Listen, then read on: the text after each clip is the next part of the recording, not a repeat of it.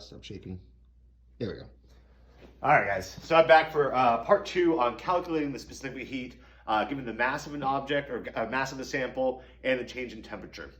So nothing too crazy within calculations here. We're just doing a very simple algebraic equation and solving for an unknown. So for the first sample, I got a 15.75 gram sample. It tells me I have 1,867 or 1,886.75 joules worth of energy, and I have a temperature change of 25 to 175 degrees. So just take 175 minus 25, and we'll come up with our 150. So that's how you get your change in temperature if you can't remember. And S, remember, is specific heat. So we're solving for that. We don't know what type of metal or substance we're dealing with. So in this case, I'm just going to set up my equation for the unknowns. I got 1,086.75, I don't know why it's so hard to say, is equal to 15.75, which is my sample size, times 150 degrees, it changed.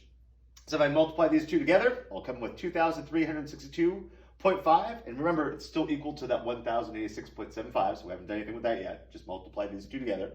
And then from there, I'm going to divide, so I'm going to get rid of this side, and I'm also going to divide 1,086.75 by 2,362. If I do that, I'll come up with 0.46 joules per gram degrees Celsius. And if I looked it up in my sheet of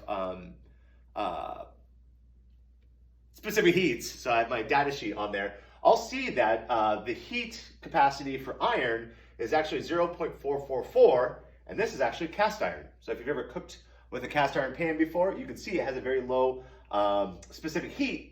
And that's because it readily absorbs that heat. It heats it very quickly. So if you ever cooked with cast iron, you'll see that phenomenon, I guess you would call it. Number 2, within this, I got a 25 gram sample. I've got 455 joules of energy that are released. And just to make things easy, I just said my change in temperature is 130 degrees Celsius. Again, setting up for the unknown. So 455 times, or is equal to 250, sorry guys. 455 is equal to 25 times 130. So 25 times 130 gives me 3,250. So it's still equal to 455. Divide each side by 3,250, and I'll get 0.14 joules per gram degrees Celsius. If I look that up in my specific heat data sheet, I'll find that that's the heat capacity of mercury. So if you think about how fast a cast iron pan heats up, and it heats it really, really quickly. And think about water. Remember that water is 4.184 joules per degree Celsius, or gram per degree Celsius. That's a huge amount of energy. So a boiling pot of water takes a whole bunch of energy, but a cast iron pan doesn't take nearly as much to heat up.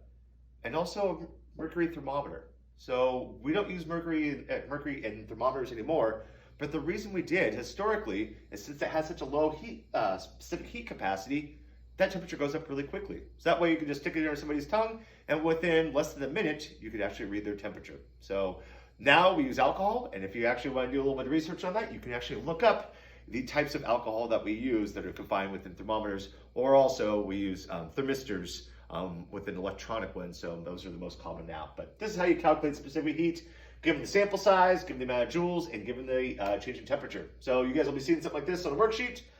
Reach out if you guys need any help. Look at the data sheet that I give you, as well as you can always do some research of your own. So if you come up with a weird specific number and it doesn't match the data sheet, just type in specific heat capacity of, and then put in the number you get, and most likely it'll generate something for you. So again, hope you guys are doing good.